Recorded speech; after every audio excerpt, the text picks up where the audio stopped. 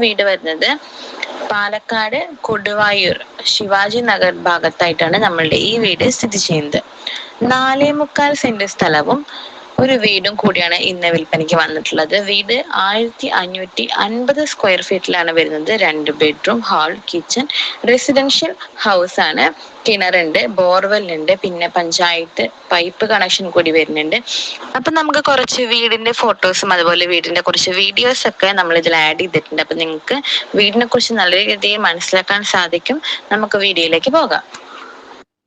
അപ്പൊ നമ്മളിപ്പോ നമ്മുടെ വീടിന്റെ ഉൾഭാഗമാണ്. സ്റ്റെപ്പ് കയറി മേളിലേക്ക് പോകുന്ന കാണിക്കുന്നുണ്ട്.